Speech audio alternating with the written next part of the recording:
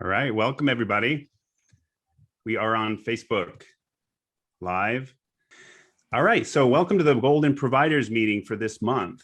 If you're not familiar with Golden Providers, we are a network here in Brevard County that focuses on helping seniors. Some of the different ways that we do that is that we've created a local network of businesses that cater to seniors and work with seniors in different ways, whether we support them as our clients.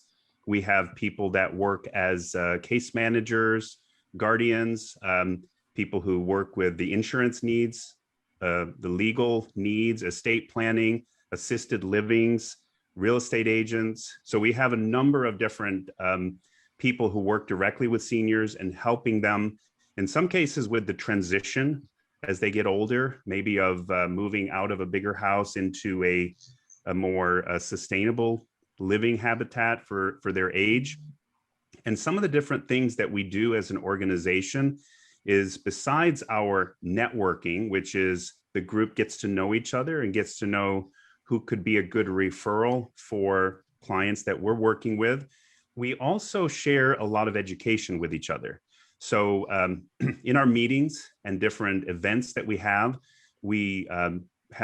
educational spotlights where we get to share different things that we've experienced in terms of how to help seniors appropriately, and different pitfalls and issues or challenges that might face the seniors that we know and love in our community. So today we're going to be talking a little bit about how to have the talk. And the talk being, maybe you've recognized that your parents can't easily live on their own any longer. Maybe they just need some more help. Maybe it's time for someone we love, whether maybe our parents have aged and it's not really safe for them to drive any longer, or they just need some kind of support that they haven't admitted to you or to themselves, and we might feel obligated to bring it up. And we're going to talk about that subject. We're also going to go over into some other subjects where we might notice for other seniors that we know in our community and our neighborhoods. If we notice certain red flags, what would be the appropriate action to make sure that we don't just look the other way, that we actually do the right thing to help somebody without overstepping, their privacy, without overstepping their rights, but at the same time, doing everything we can to make sure that seniors don't fall victim to just being left alone, or possibly victim to somebody who's taking advantage of them. So to start us off, we're going to hand over to Heidi. Heidi is with Hibiscus Court, and she is going to talk to us about some thoughts she has about how to have the talk with our parents. Thank you so much, Tom. I'm happy to be here. I've added a few things. I hope that we all, part of our process in doing this as well, is to all evolve and learn new things. So while I've done this talk before, we learn more, right? We learn more about Alzheimer's, we learn more about dementia, we learn more about our communities, and things change. So I have added a few things to our discussion today. So we're talking, I just want to point out something you asked to clarify earlier. When I talk about the talk, I'm talking about a family member speaking to a loved one. It's a little bit different and sometimes better, quite frankly, when you have a third party that can talk with someone. We have a lot of those folks on the call, so I know that they're going to share when we have a moment, so they can share their perspective. But I'm going to talk about it from the perspective of a family member. In our community at Hibiscus Court, we always kind of had a rule that even though we're really good at doing this and having the talk, that we all help each other, because when you're the child, it's different. Because what I want to say is, we've heard a lot that, the parent becomes the child becomes the parent. I'm going to tell you, the parent is never not the parent.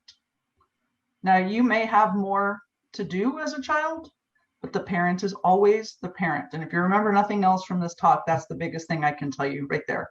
Because you have to know when to get a third party, you need to know when to call for help.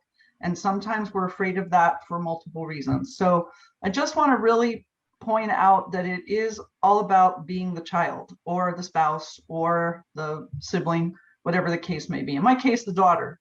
And I'm an only daughter. So my first thing to tell you is start early. If you think that your family member is being morbid, talking about advanced directives or what they want in their lives, they're not. You want to have this conversation now. You don't want to have this conversation when you have to have this conversation. And I'll share some things as we go to tell you just how that kind of can work in your favor. Doesn't mean you still don't need help. Doesn't mean some of the subjects aren't too hard to tackle as the child. But if you start early, then it's a great thing. So there's a, Colin Powell has a decision-making thing called 40-70, and they've adapted that for elderly seniors as well. And the rule is if you're 40 and your family member is 70, it's time to have the talk. So I really like that. That's a home instead program that they have. There's actually checklists online. There's tons of things out there. dailycaring.com has a lot of information. Some of our local blogs have information. We've got information with seniors helping seniors. There's lots of information, but it's all the same, right? Always a parent and start early. Those are my two best advice. I could stop now. The second part is you have to consider emotions, right? Because we've all got them. As much as we think that we don't, we do. And that we're better than that. I can tell you after doing this for 18 years, you know, I think I'm pretty good at it, but nothing can humble you like your parent, right? So we have to be aware of their feelings and of our feelings. I remember, this is just a fun anecdote about my dad. My dad was a very quiet, introverted man, but very smart. And my mom had hip surgery. And so the deal was I would stay with mom and take care of mom, and dad would come to Hibiscus Court. Well, that was a treat because every staff member in the world wanted all the dirt, right? It was a lot of fun. We laughed about it a lot. Now, my dad was also military.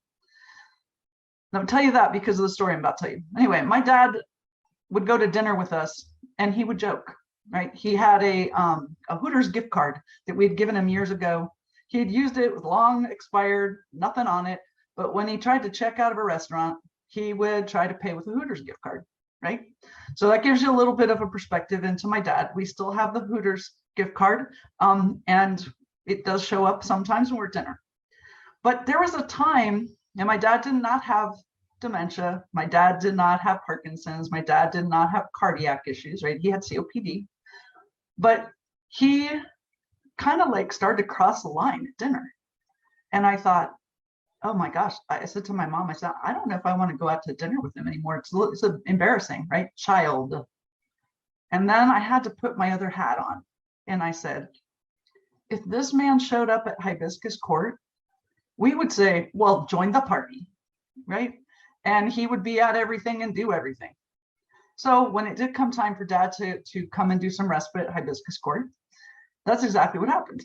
He came in. So Mr. Military Man, if you know anything about military men, they sit with their back to a wall and so they can see the entrances.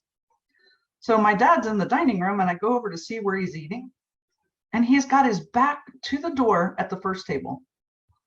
Like, that's not what I expected, right? And so I finally asked him, and I said, why did you do that? And he said, because he kissed every woman's hand on the way out the door, and he shook every man's hand on the way out the door. He said, I just want to make somebody's day better.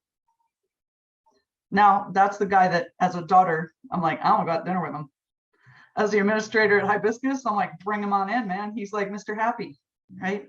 So again, what we expect as a child is not exactly what we see as a third party. So that could be a friend, that could be another family member that you work well with. It could be a lot of things, but when you're the child, you are always the child. You remember who they used to be.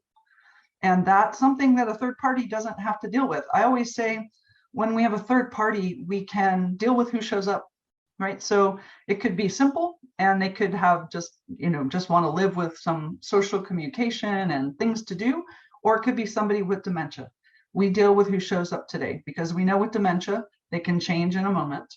And so that's the third party has that ability. Children, they don't. So again, that parent-child and your emotions. So my emotions were like, oh, I was so embarrassed. And then I just kind of got over it. But we had each other, right? As managers in our community, and we like, oh, no, think about that differently, right? And so we did. But you can't ignore emotions. People try to do that. Oh, we know what's right to do. We know it's time. We know this, or we don't want to do this, or we don't want to talk about it. They deny things. We see that. All of us on this call see this all the time, particularly with people with dementia. Oh, no, my mom doesn't have dementia. Oh, no, it's not time for a different environment. Oh, no, right? And to the point where sometimes people just make their current experience terrible because they're still in such denial. We have to recognize that and educate people, because their denial is normal, right? Their guilt, I couldn't stay home and take care of my mom. There's 9 kids. None of us can take care of her. You don't think there's some guilt there? There's guilt. So we have to find those emotions on both sides. And then you have the senior. What are they feeling? Because I don't know about you, but remember the first time you could drive and you had independence. Now we're looking at the other end of the spectrum and we're taking away cars. Yeah, it's for their safety, but that's not what we're taking away. We're taking away their independence. So just like a child with a toy that you don't want them to have, you put something else in their hand, right? So for a parent that's losing their car, did you set up granny nannies or Ubers or, whatever the transport service du jour is? Did you set that up? You have to give people an opportunity to get what they're trying to get, right? We have to give people opportunities for success in their lives. Otherwise, we see a lot of depression, sadness, and people withdraw, they lose weight, et cetera, et cetera. We've all seen it, right? So the more engaged you can keep people, the better. But again, we have to deal with those emotions. Sometimes you can do that by having a friend next door as the parent. Sometimes you can do it by moving into a senior community. Sometimes you can do it by having your friends take a day, come visit, whatever works for you, but you got to deal with emotions. And sometimes you need a paid caregiver or a paid professional. In our area, we have many of those counselors. And sometimes you just have to tap into the person and know the person. And that's where the child really has an advantage. I've seen lots of people that we have a lot of Catholics in the area, and I'll never forget this woman at Hibiscus for years. She would grab her rosary and pray for everybody in God's earth on the front porch. So if she had a bad day, as she declined, we'd give Cleo her rosary beads because they were a sense of peace for her. Well, Robin and I had an experience with a gentleman that was Muslim, and we had to find what would work for him, right? That was new for us. So we have to keep learning and finding what helps the person. So parent-child emotions, and then we need to assess the needs of both the parent and the caregiver. Because again, if you're a caregiver that has 4 little kids at home, your mom's got early onset dementia, you got to know when to say when, right? Because as we know, caregiver burnout isn't going to help anybody. So maybe that's a situation where 1 or 2 days a week, you drop off your loved one to a respite situation and you go out and have lunch with your girlfriends, or you go get your nails done, right? Maybe it's a volunteer that comes and sits at your house from one of our programs. Something to give the caregiver a break.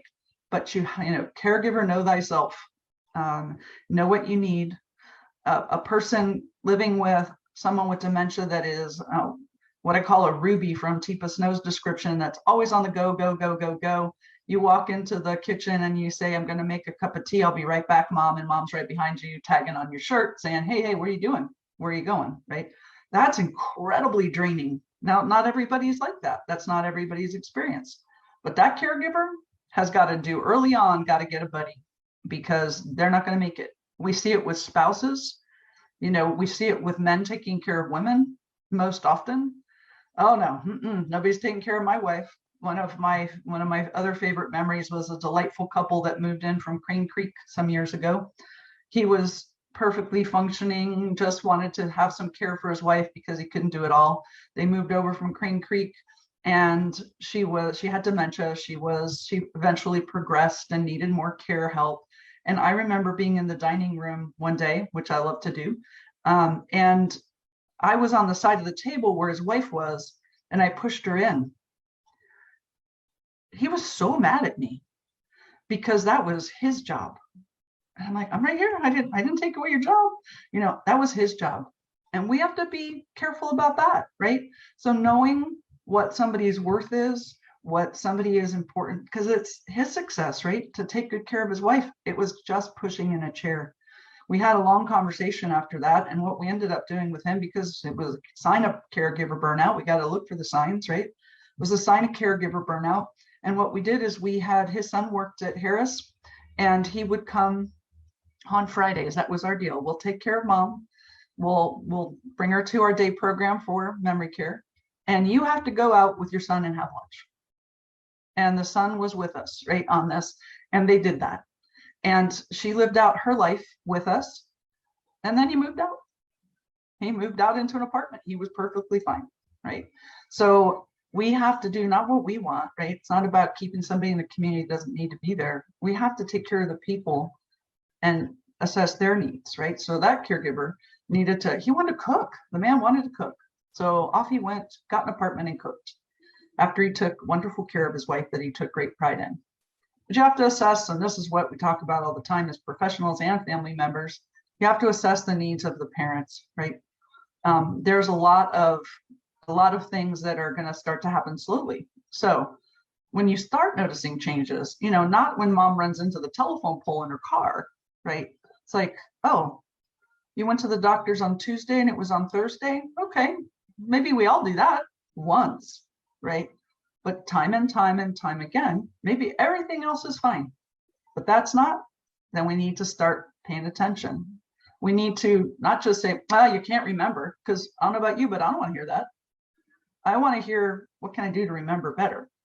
Are we a senior trying to use a smartphone that the fingers just don't work to push the buttons right?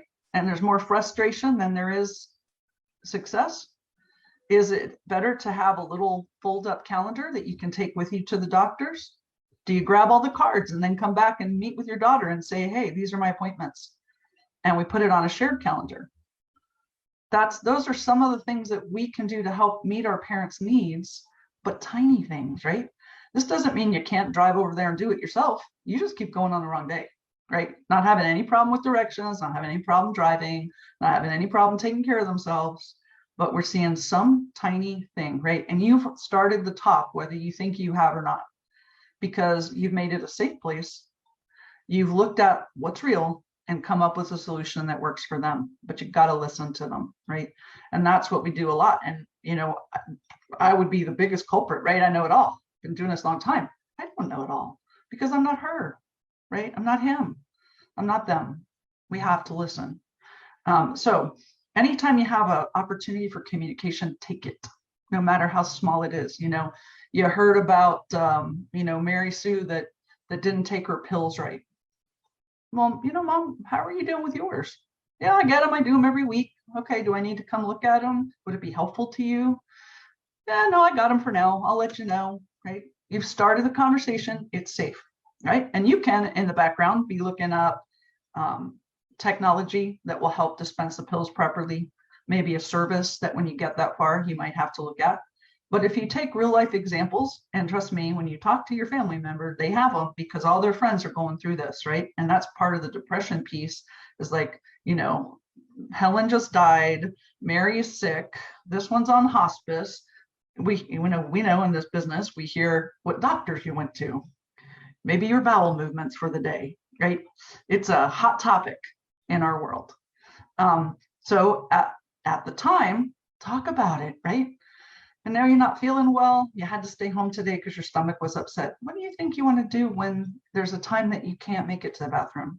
Can we get some Depends in your room just in case you want to go out and you just want to feel comfortable, right? It's just starting the conversation. It doesn't say, here's a gift basket because you have gone over the hill, right? Of course, that does work on 50 birthdays, so notwithstanding, right? And just start talking and building the supports in the background. And communicate, plan ahead. Those are the important things. So some things that you want to assess with families, right? I have my little cheat sheet, so I don't forget anything here. First of all, you got to know finances, right? So maybe this is a conversation starter, this 40-70 rule, right? When somebody's 40 and the parent is 70, you know, mom, what happens if something happens to you when you're in the hospital? Do you want to have the machines turned off? Do you want us to keep you alive? My husband and I have this debate all the time. I have no doubt in my mind. I'm like, pull my plug. And he's like, let me live forever. So, you know, it's different. And we have to respect those choices. But if, you know, we laugh about it, but I have no doubt that I know what he wants, right? So we're starting to talk already between each other. So, but you have to know where your finances are. Most people don't know about the VA benefit if they were veterans. Most people don't understand what this costs and what to save for. Sometimes people haven't saved for it. Sometimes people do reverse mortgages on their houses to live in them longer. It's a fine option, but then they have minimal finances later. So have that conversation when you're talking about changing houses, right? It's like, oh, mom and dad are going to downsize, right? It's a conversation I'm sure Tom has all the time, right? Somebody comes, says, house too big, I don't want to clean it. Have the conversation then, right? You don't have to go straight to, you know, 0 to 60, but okay, we're going to move now and we're going to have this, and, you know, it's going to have floors and a bathroom that you can get in and out of so you can live there longer, right? Now you've introduced grab bars and flooring without even intending to, looking for downsizing, right? So when they get to assisted living, they're like, oh, grab bars, great, and how to use those, right? You don't want to teach somebody with dementia when they're already in the throes of dementia. You want them to know, right? So you got to understand their finances because you got to know what they can afford. You know, don't bring them to the Ritz-Carlton, you know, when all they can afford is, you know, Motel 8. And the other piece I'll say on that is when people are looking to move, I told 2 sons this once. They were really trying to be good stewards of their mom's money. And that's always a good thing. It is. But they were like, well, she could live for another 20 years. She was like 80, right? She could live for another 20 years. And they moved her to a place that her money would last her for 20 years instead of the place that she loved. I don't think I need to tell you she didn't make it 20 years. People have to love where they're going to live, and we have to listen to them, right? I had a friend that didn't come to Hibiscus Court because her mom wanted to see the water. It was a horrible decision. They had all sorts of problems, but mom wanted to see the water, and that's what was important to mom. They had talked about it. They knew it. They knew the risks, right? But we got to do what mom wants, but you got to have that conversation before you're in a panic, right? Then you look at home safety. So we talked about that, right? The flooring, getting carpets out of the way, getting grab bars put in. There's Aging Matters does some of that stuff. We all know those connections to get that done, handyman, whatever the case. Start doing that stuff. People in this generation want to stay home, right? They worked really hard for their homes, and we see it a lot that they want to stay home. It's changing, but I can tell you 20 years ago when I got into this, getting somebody to come from their home was like pulling teeth, right? I had a gentleman one time, his housekeeper came to the community with him, had lunch, lovely man. And he said, you got a week, because my housekeeper says I'm looking at the 4 walls, I'm not doing anything, my wife died, and you have a week. My sons will be down and I'll decide what I'm doing. Okay, great opportunity for respite, wherever they are, right? He loved it. He came to me 3 days later and he says, just send them the stuff, I'm staying, right? So we had a ball with him, but he didn't even think he was gonna stay, right? But he was bored at home. There was nothing to do, right? There was no one to talk to. His wife had died. The only person he had to talk to was smart enough to know he really should be someplace. And that person now works at a Health First doctor's office. So I'm hoping that she's telling more people to consider that and let people not be afraid, because this generation that we have right now, they're afraid because they didn't have assisted living. It didn't exist 30 years ago. Now they don't have grandparents that stayed there or great grandparents that stayed there. So every time you see a small child going into a nursing home, a hospital, an assisted living, those children will know what that is for their parents, right? We know what that is. and we can start planning ahead for ourselves, because those folks are scared. There's some horrible stories out there, right? The nursing home, the rest home, you know, that people you brought, maybe as a scout, you went and sang at Christmas, or you brought clothes to or towels to because they didn't have them, right? That is not the assisted living of our world. And we know that, but they don't, right? So we have to get through that fear. I had a little lady who her name was Wilma, and she was like our poster child for everything. She was in every picture. She was in the lobby to greet every human that walked in the door. And I said, well, all right, you know, I'm smart. I'm going to have these people over for lunch, and then I'm going to have Wilma talk to them. And I'm going to leave the room, right? Because I want Wilma to share her story. Well, as I'm leaving the room, that was one of these should have had a V8, right? As I'm leaving the room, I hear Wilma say to this lady, I was so afraid. It was so scary. I did not want to be here. And I'm thinking, oh my God, I have sent the wrong person to do this sales talk, right? I didn't, because it was real to her. Because the next part of the conversation was, but then I lived here and we do so many fun things. And you know, they just used me for an ad. My face is in an ad. It's right by the front desk.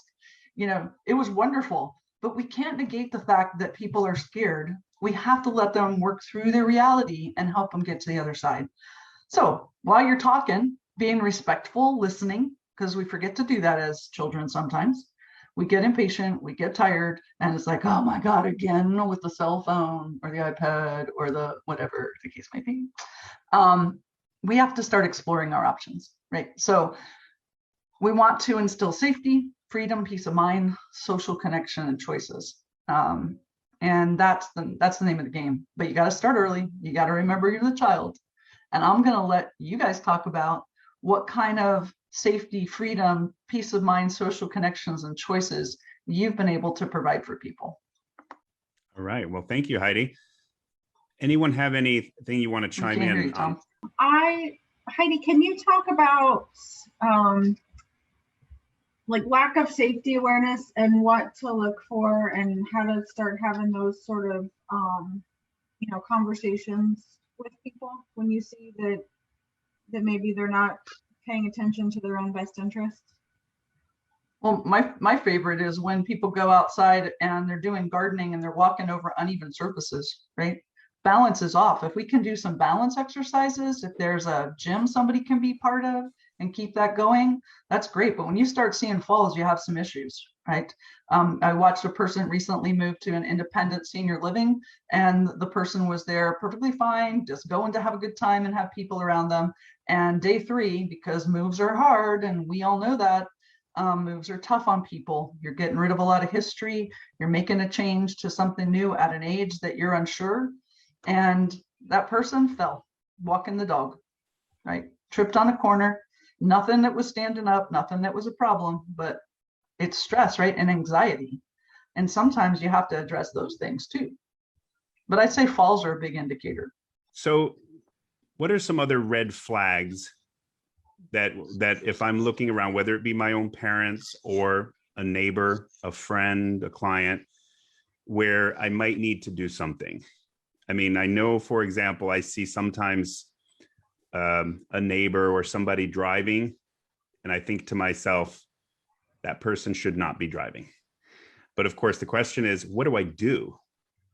So we have programs locally for that, locally and in Orlando. I don't know if they're up and running again or not, but Sea Pines has a program that you actually test people's response time. So what I've done for people, because we've had some people that have driven, is I've recommended that they go there and they test their reaction skills, because no old person wants to be the old person that runs over a kid, right? We all know that. And they of all people know that. So if you tell them, let's get this assessment and let's just see how well you're reacting.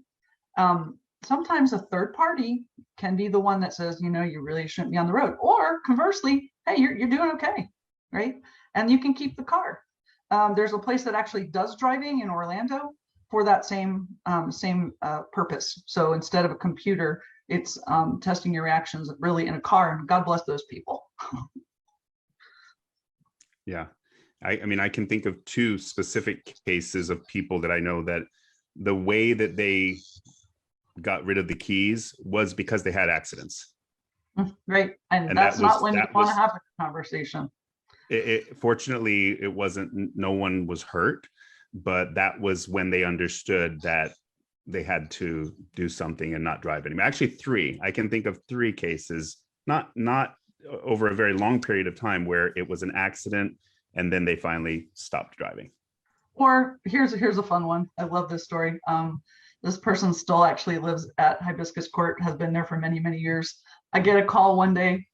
It's the Melbourne Beach PD. And they're saying, we have Mr. Smith on the side of the road. He was speeding, guess where? In front of Gemini, right? We all know where that is. Everybody gets a ticket there sometime in their lifetime. They're vigilant. So here's Mr. Smith gets pulled over. And then they start talking to Mr. Smith, right? And they're going, oh, something's not right. Where do you live, Mr. Smith? Now, the thing about that is that Mr. Smith was comfortable with us already. And when the police called me, we popped in the van, put the air conditioning on high because it was a hot summer day. He's on the side of the road with police. There is none of that conversation that's good, right? He has the beginnings of dementia, and somebody's going to tell him what he can and cannot do. It wasn't working for his son, or he wouldn't have had his car, right? So we had even tried getting his battery disconnected, right? Maybe he wouldn't notice. He'd get in the car, he couldn't start it, and he'd go by himself, decide he couldn't drive, right? The car didn't work. Ha! Nope, he called AAA. So you know somebody's got something still connecting, right? So anyway, we go down there, and the police, who could not have been kinder and nicer, are telling him, well, and he's trying to use his flip phone to call his son, right? Because they want to know who. So we get there, and it's almost a fisticuffs, right? Because now you have cops that are brought into a situation, like they are all the time, where they have to monitor safety and control the scene. That's what they do, right? But that's not what this guy wanted to do. And you weren't going to tell him what to do. So we did a little dementia education with the Melbourne Beach PD on the side of the road.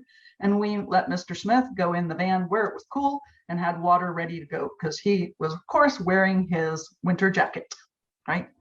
And I'm going to tell you, I moved that car. It was the most disgusting thing I have ever seen in my life. And it stayed in the golf course parking lot until his son came to Florida and got his car. He didn't hurt anybody. But again, we had tried some things, didn't work.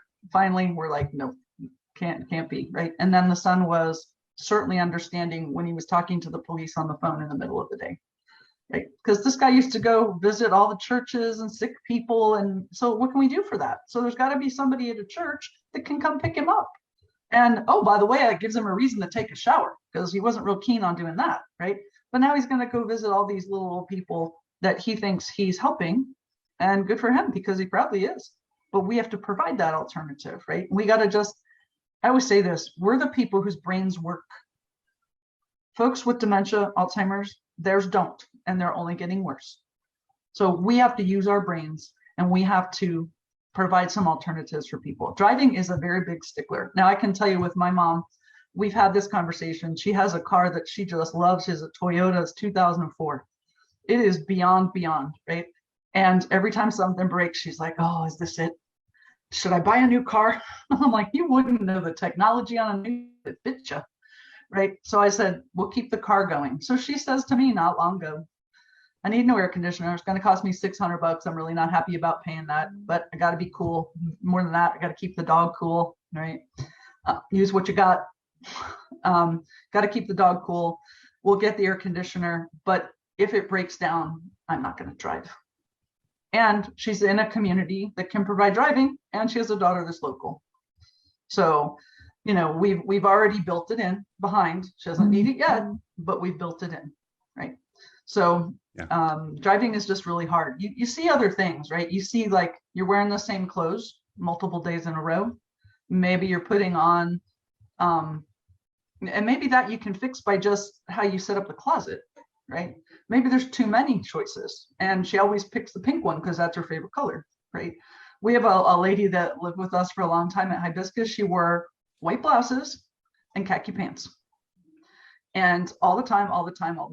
if you went into her apartment, you would see like 20 white shirts and 20 pairs of pants, khaki pants, because we weren't going to change her. We just made sure she had some choices so that she could be clean, she wouldn't have skin breakdown, and she could live happily and in control of her life, right? So I say clothes, how people take care of themselves. Maybe they stop washing their hair because it's too hard to get those shoulders up. You can fix that by a once a week or 2 times a week appointment to the beauty salon, right? Until you can't anymore. And that's the point that you're talking about living options, right? So you can do that early on and go to independent living because that's what somebody chooses and they have the finances for it. Or, you can wait till the end. I don't recommend waiting to the end because people with dementia will not acclimate to their surroundings as well. I say get people in. People say, oh, my dad's he's really sick and we're going to move mom in after he dies. And I say, oh, no, move him in now because you can't take care of that person on hospice at home. We have 3 shifts of staff plus your hospice coming into the community. And then here's the beautiful thing that happens. That wife gets a break. She gets to go to dinner while somebody else is with dad.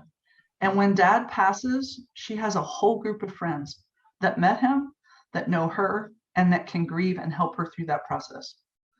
So it's hard to tell that to families because it sounds like it makes good sense. Yeah, well, after dad dies, we're not going to move him. He always wanted to live at home. But what about mom? Yeah. So something. One of my very, very common experiences is the attachment to the house. Maybe that's where the kids were raised, the kids grew up. But my least favorite thing in the world is stuff, because stuff is called junk in my lingo. And I like stuff less every day because it's a problem. And I get people who, the reality is they know they can't take it with them where they're going, but they want to get a bunch of money for it because they paid a lot for it. And it's like, we're talking about maybe in the best day, $3,000 garage sale value, but they just could never see themselves just kind of letting go of that and just let someone else handle the stuff, because they do have a little bit of an emotional attachment to each item. And also they don't want to waste and not get some of what they paid for each of those pieces of furniture or whatever it is. So it's a challenge because I think a lot of times that's this huge unsurmountable obstacle because they can't figure out, like, how am I going to get rid of all of this stuff in order to make some kind of a move? And it's, for me, it's easy. I'll get a dumpster and I'll throw it all in there, right? That's easy. But Yeah. But for them, it's like they know they can't bring it. They want to keep the important sentimental stuff. And then they've got to get a good value for each other item in their mind. And any thoughts about how we can get past the stuff issue? I say talk early. That's the time, right? I mean, that's a perfect segue into these conversations. My parents moved from South Florida to Melbourne in 97, so a few years ago, right? And we giggle about what I got in the divorce, right? Because we broke up the house, and that's what we always say. So I'm like, oh, well, I really like this vase. Would you like it? Well, I can take it. Quite frankly, I can put it in a box, right? Or I could put it on my shelf. Or I'm like, you really like that? Do you want to have it? I'm an only child. I'm getting it at the end of the day, right? So it's no big deal to me. You keep what you want to keep, and I'll keep the rest of it, because that's the other part, right? My mom had china. I live beachside. I am not doing formal china, right? I want to change it out and have bright colors. That's who I am, right? Her stuff is beautiful and it means a lot to her because she got it in Germany when she lived there. So what we did several years ago, and actually we just gave it away about a year ago, is we found a family member who has a young daughter that was going to get married in the next few years. And we said, hey, do you want this? She was over the moon about that, which made my mom feel really good, right? So we gave away a Rolex watch because I'm not wearing it. And we might have been able to get money, but we had a niece that just thought it was the greatest thing to wear her uncle's Rolex. So you have to be creative, and you got to be early. I mean, if you're stuck with it, because we walk into those situations, particularly the people on this call, right? Whether you're in assisted living or guardians or care staff, we walk into it, right? And they haven't had the conversation early. Sometimes just being the third party, sometimes talking to a family member on the side, make it okay. Great. Do something to make it okay. If you need to pack it all up in a box, pack it all up in a box and put it in storage. Get rid of it when they pass away, right? It's just got to go, because you're going to have a fall risk. I mean, we brought so much stuff into my mom's new apartment. They looked at me and they go, how are you going to get all that in there? And I said, oh, I got it. And now you don't know that all that stuff is there because it's really pretty. But we packed it and we consolidated. Every now and then I'll get a call and I'll say, where's that nutcracker? I'm like, why do you need a nutcracker again? You know, but I know I had it. Okay, good. Well, I hope that you liked it for 40 years because it's gone. Goodwill has it now, right? So anyway, those are sometimes it's easier for the third party, sometimes it's easier for the family. You got to work together, right? And play to everybody's strengths, including the person that we're talking about. I'd love to add to that just a little bit because, and you're so right, Heidi, having that conversation early. COVID has definitely made things a little more complicated, but one of my favorite things to do with folks that I'm working with, that, you know, the objective is to keep them home as long as they can be home, as long as it's safe, as long as they can afford the care that they require. But that day may come when they need to be in a more, you know, controlled environment that has better oversight for them, a safer setting. And but what we would do is have them go for lunch. No obligations. They don't have to sign any paperwork. They don't have to pick out an apartment, but go to an activity, stay for lunch, get to meet some folks, get to talk to some of the other residents, and there's no pressure.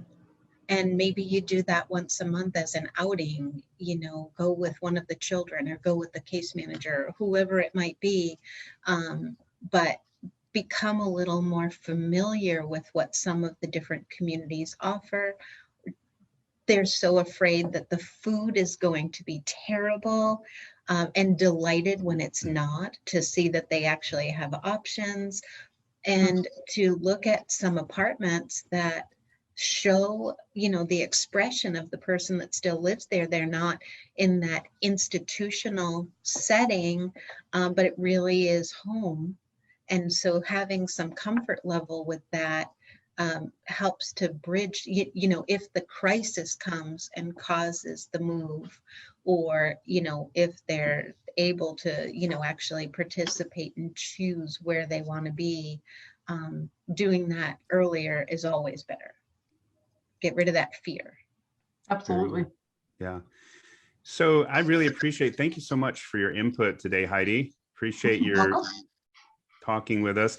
What I'd like to do now in the last couple minutes is just, if everyone who's on the call can just introduce yourself briefly and just tell us who you are and what you do, what company you work for, what services you provide. Keep it to maybe 30 seconds, 45 seconds.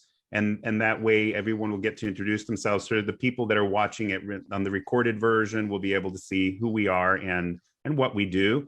And then for those of you who are watching, again, Golden Providers, our website is goldenproviders.org. If you want to find out more about the organization and have some contact information, it'll be on that website, goldenproviders.org.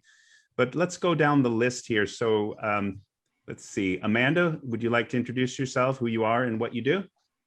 Hi everyone, I'm Amanda Walker. I am the Sales and Marketing Director for Hibiscus Court. I get to work alongside the wonderful Heidi and Ashley. Sounds good. And Heidi, what do you do? Oh, as little as possible, I like to say, which was true. But I was at Hibiscus Court for 16 years. I came to work for a month and it stuck. So 16 years later, I decided that the rest of our company needed a little bit of the Hibiscus spark. And I am now the Director of Operations for SLM in Florida. And I have a ball bringing some of what we learned and created at Hibiscus to the rest of our senior living management organization. Okay. So how many different places are there in Florida? There's 15. 15. Okay. Exciting. We have also in Georgia and Louisiana. Wow. Okay. And Robin, what do you do? I get stuck on mute. Sorry. Hi, I'm Robin Feemister. I'm a professional guardian, case manager, and VA fiduciary.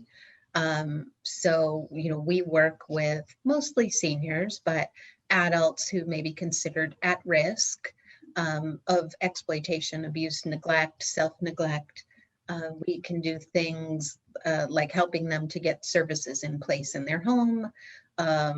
When we're appointed as a professional guardian by the court, we tackle whatever assignments are assigned to us that way in terms of making maybe medical or financial decisions alongside that person, keeping them safe and making sure all of their needs are met.